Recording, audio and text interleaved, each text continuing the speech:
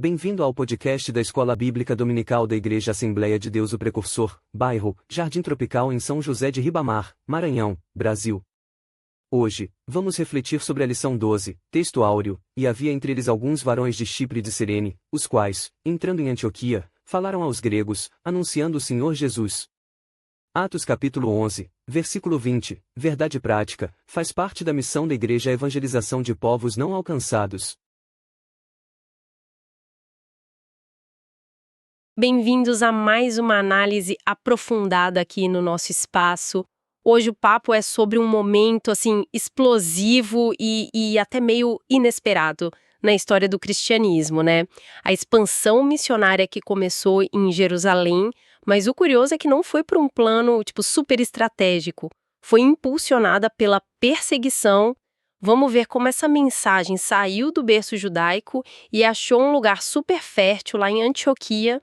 Para guiar a nossa conversa, a gente está usando uns trechos de uma lição bíblica que foca justamente em Atos, capítulo 11. O material explora como essa disseminação aconteceu e o que isso revela sobre a igreja primitiva, sua dinâmica e tal. Olha, a nossa missão aqui é entender bem como que pessoas comuns, crentes que nem conhecemos os nomes, fugindo para se proteger, acabaram começando um movimento transcultural gigantesco. E também como a igreja, tanto a de Jerusalém quanto a que nasceu em Antioquia, se organizou para dar conta desse crescimento todo. Antioquia não é só um lugar no mapa aqui, é um ponto de virada mesmo. E tem um versículo-chave que a lição destaca, Atos 11, versículo 20, que fala de uns homens de Chipre e Cirene pregando para os gregos em Antioquia. Vai ser bem central para a gente. Então, vamos mergulhar nisso. Para a gente ter uma ideia do que rolou em Antioquia, precisamos voltar um pouquinho para Jerusalém. O clima ali estava pesado, né? A morte de Estevão, aquilo gerou uma onda de perseguição bem forte. As fontes até citam Atos 11, versículo 19, que conecta com Atos 8 logo depois do martírio dele. Muita gente teve que fugir mesmo. Exatamente. E o ponto que as fontes ressaltam e que é fundamental é o que essa galera fez ao ser dispersa. Eles não ficaram quietos, Não esconderam a fé. Pelo contrário, o texto lá de Atos 11, 19 diz que eles iam por toda parte pregando a palavra. Foram parar na Fenícia, em Chipre e, o ponto crucial para a nossa conversa, em Antioquia. É interessante notar que, num primeiro momento, o foco da pregação era para os judeus que moravam nessas regiões. Ainda era um movimento, digamos, dentro de um círculo cultural mais conhecido. Mas só isso já é incrível, pensa, a gente forçada a largar tudo, casa, trabalho, vivendo como refugiada, e a prioridade deles era continuar falando de Jesus. Isso mostra uma consciência missionária, muito forte. Uma convicção de que a mensagem era importante demais para ficar calada, mesmo com tudo contra. Parece que aquela ordem de Jesus, de levar a mensagem para todo mundo, estava bem internalizada ali. Com certeza. E aí a gente chega no ponto de virada mesmo, o versículo 20 de Atos 11. O Lucas ele faz questão de registrar que alguns deles, porém, homens de Chipre e de Cirene, quando chegaram em Antioquia, deram um passo a mais.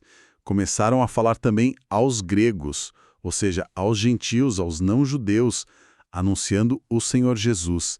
E aqui tem um detalhe que as fontes destacam como, revolucionário. Quem eram esses pioneiros? Não eram os apóstolos, né?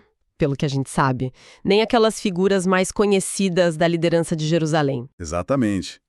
Eram homens de Chipre e de Cirene, identificados pela origem, não por um título na igreja. Eram crentes comuns, anônimos na história maior. As fontes batem muito nessa tecla. A iniciativa ousada de cruzar essa barreira cultural partiu de leigos, gente sem cargo formal, talvez comerciantes, artesãos, Pessoas que estavam ali tentando reconstruir a vida. Isso desafia qualquer ideia de que a missão depende só de profissionais ou de líderes ordenados. Nossa, isso é muito forte. Pensar que essa mudança estratégica fundamental veio de gente como a gente, por assim dizer. E o palco dessa revolução foi Antioquia. As fontes dão um panorama da cidade, não era um lugarzinho qualquer, né? De jeito nenhum. Antioquia da Síria era um gigante. Capital da província romana, terceira maior cidade do Império. Só perdia para Roma e Alexandria. População imensa para a época, talvez 500 mil de pessoas, um caldeirão de culturas, religiões, línguas. Tinha também uma comunidade judaica bem grande, uns 65 mil, segundo as estimativas que as fontes trazem. Era um centro comercial, político, cultural, super agitado. Um lugar estratégico, talvez o mais cosmopolita que o Evangelho já tinha encontrado até ali. Um ambiente que, por um lado, devia ser desafiador, mas cheio de oportunidades também. E como foi a recepção dessa pregação diferente para os gentios? O resultado, segundo Atos 11, versículo 21, foi explosivo. A mão do Senhor estava com eles, e muitos creram e se converteram ao Senhor. Essa expressão, a mão do Senhor, deixa claro que o sucesso não vinha só da ousadia ou da habilidade deles, mas de um poder divino agindo através daqueles crentes anônimos. E a conversão foi em grande número.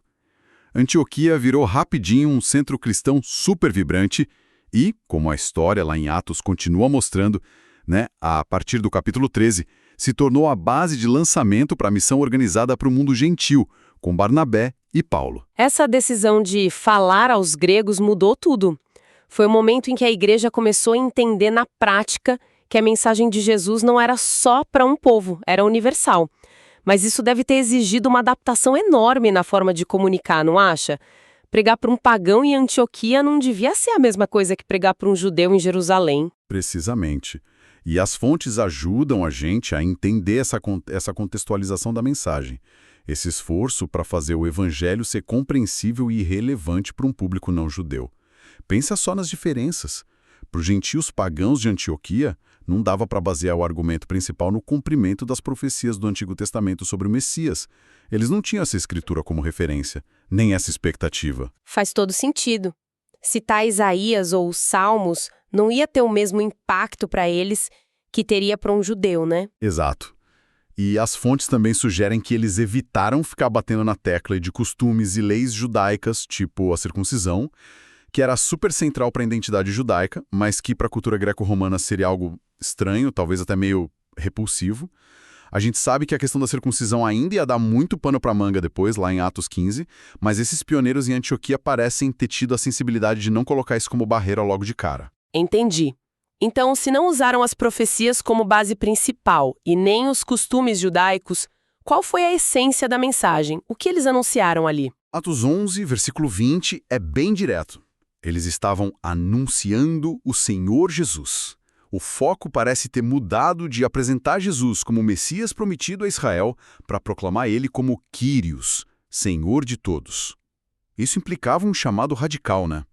Abandonar os ídolos, os deuses todos do panteão greco-romano e se voltar para o único Deus verdadeiro, reconhecendo a autoridade e a salvação que vinham por Jesus Cristo.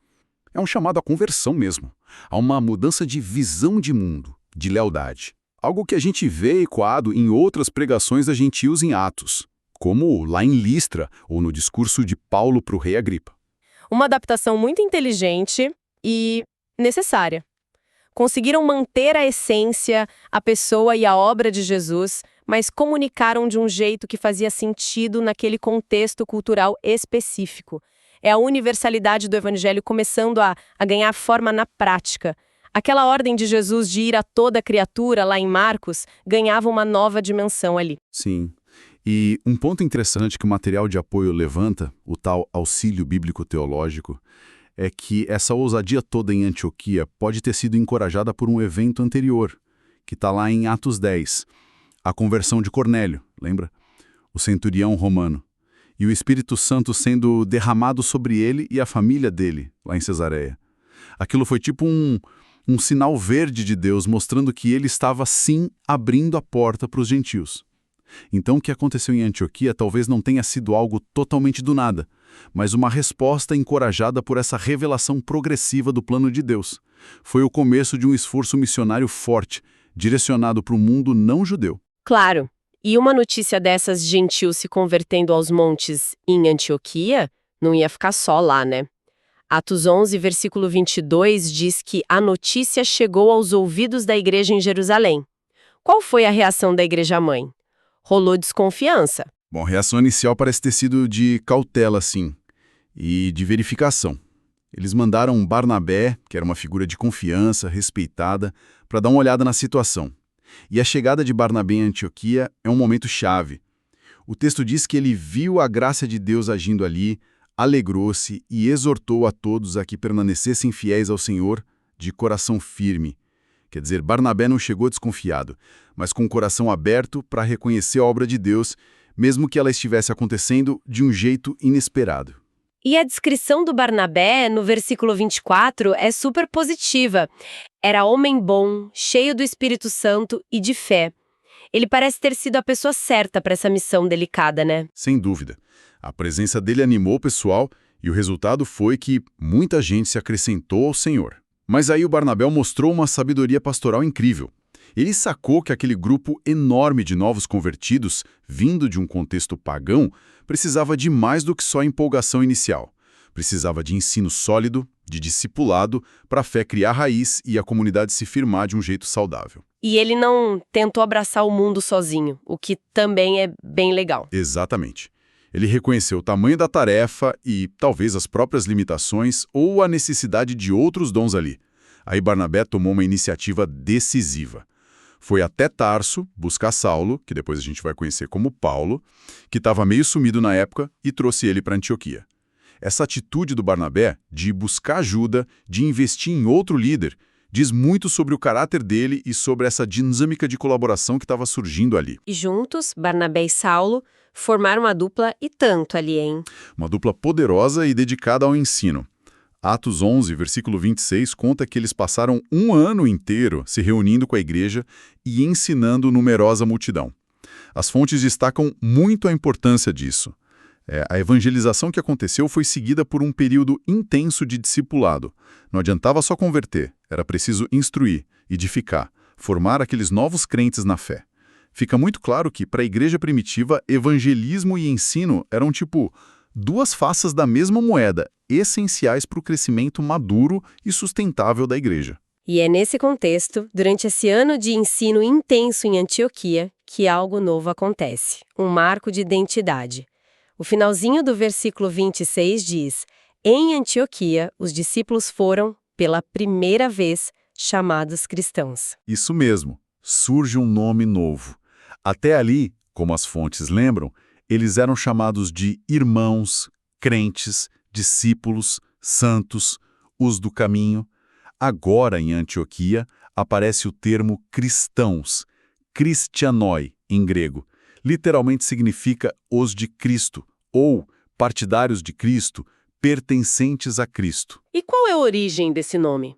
Foi algo que eles mesmos criaram ou veio de fora? Olha, existe um debate sobre isso, mas muitos estudiosos, e as fontes parecem ir nessa linha, sugerem que o nome provavelmente surgiu de fora da comunidade. Talvez tenha começado como um apelido mesmo, dado pelo pessoal de Antioquia, que percebeu que Cristo era a palavra central na pregação e na vida daquela galera. Pode até ter tido um tom meio de zombaria no início, ou de estranhamento, mas independentemente da origem, o nome pegou. E acabou virando a designação universal, né? Sim. E o ponto-chave que as fontes ressaltam é que ser cristão não era e não é só adotar um rótulo. Estava ligado de forma profunda a uma identidade moldada pela fé em Jesus, pela transformação de vida, abandonar os ídolos, o pecado, pela salvação pela graça e por um jeito de viver que refletia os ensinos e o caráter de Cristo. A gente vê o termo sendo usado depois, por exemplo, pelo rei Agripa, lá em Atos, e pelo apóstolo Pedro na carta dele, mostrando que foi aceito e assumido pela própria igreja. Essa identidade estava sendo forjada ali, naquele ambiente vibrante de Antioquia. E essa identidade não era só sobre crer, mas sobre agir também. A passagem de Atos 11 termina com um exemplo bem prático disso, não é? Exatamente. Chegam os profetas de Jerusalém, um deles Ágabo, prevê uma grande fome que ia afetar o Império Romano, principalmente a Judéia. A resposta da igreja em Antioquia, já mais madura, instruída por Barnabé e Saulo, foi imediata e generosa. O Lucas registra que os discípulos resolveram enviar socorro aos irmãos que moravam na Judéia, cada um segundo as suas posses. Eles não só ouviram a profecia, mas agiram em solidariedade. demonstraram na prática o amor e a unidade que ligava eles aos crentes de Jerusalém, mesmo com as diferenças culturais. A fé deles gerava frutos bem concretos. Ok, a gente percorreu um caminho bem fascinante aqui, né? Desde a dispersão lá em Jerusalém até a igreja se firmando em Antioquia. Se a gente fosse, assim, resumir as grandes lições dessa história, com base no que a gente viu nas fontes, quais seriam os pontos altos? Olha, acho que o primeiro ponto que não tem como escapar é o paradoxo da perseguição. Aquilo que era para destruir a igreja acabou sendo motor para a expansão geográfica e cultural mais importante até aquele momento. Deus usando as dificuldades para cumprir os planos dele. Verdade. E depois, a importância fundamental dos crentes anônimos. Aquele passo ousado de pregar para os gentios não veio de uma ordem dos apóstolos, mas da iniciativa de gente comum, cheia do Espírito Santo, com visão missionária, capacitada pela mão do Senhor. Isso meio que democratiza a missão, né? Exato. Em terceiro lugar, a questão da visão transcultural e da contextualização. A habilidade daqueles primeiros missionários em Antioquia de adaptar a forma da mensagem sem abrir mão da essência do evangelho foi crucial para alcançar um público novo. Eles construíram pontos culturais ali. E não dá para esquecer a dupla evangelização e discipulado. Antioquia mostra para a gente que o crescimento saudável da igreja depende tanto de levar pessoas a Cristo, quanto de ensinar essas pessoas a viverem para Cristo. O trabalho do Barnabé e do Saulo foi essencial para consolidar aquela comunidade. Por fim, o surgimento da identidade cristã. Lá em Antioquia, essa identidade se firmou em torno da centralidade de Cristo. E isso se manifestava não só nas crenças, mas num estilo de vida transformado e em ações concretas de amor e generosidade, como o envio da ajuda para a Judéia. Quando Ele quer, como Ele quer. Não depende, em primeiro lugar, dos nossos planos mirabolantes, dos nossos recursos ou estruturas, mas da disponibilidade do coração das pessoas e da ação do Espírito dele. Como a conclusão da lição coloca de forma bem direta: quem deseja fazer, Deus capacita. Se Deus tiver tudo de nós, Ele nos habilitará a realizá-la. É um chamado para depender dele e ter coragem. Mesmo no meio das dificuldades, podem gerar resultados extraordinários para o reino. E tudo isso deixa a gente com uma questão para pensar, que não está diretamente nas fontes, mas que surge dessa história toda. Aqueles cristãos lá em Antioquia, sem as ferramentas de comunicação global que a gente tem hoje, sem estudos antropológicos formais, sem as agências missionárias todas estruturadas, eles conseguiram navegar por águas culturais super complexas e comunicar a fé de um jeito eficaz. O que será que o exemplo deles pode nos provocar a pensar sobre os nossos próprios desafios hoje para comunicar a fé em contextos culturais tão diversos e às vezes tão polarizados? Como encontrar nos dias de hoje esse equilíbrio desafiador entre ser fiel à essência da mensagem e, ao mesmo tempo, apresentar ela de um jeito que realmente conecte com as pessoas, nas realidades delas? É uma pergunta que vale a pena levar para refletir.